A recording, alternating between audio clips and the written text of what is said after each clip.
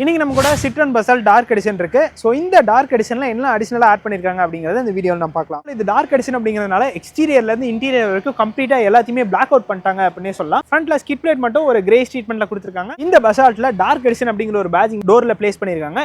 இது மட்டும் இல்லாம ரியர்ல பசால்ட் பேஜிங் ஒரு டார்க் ரோம்ல ஃபினிஷ் பண்ணியிருக்காங்க. சிட்ரன் பேஜிங்குமே டார்க் கலர்ல தான் வருது. இந்த Basalt dark edition 1.2 litre turbo petrol இன்ஜின்ல மட்டும் தான் அவைலபிளா இருக்கு. இன்டீரியர்ல பார்க்குறப்போ ஃபுல்லாவே ஒரு பிளாக் கலர்ல லெதர் அப்போல்ஸ்ட்ரி கொடுத்துருக்காங்க.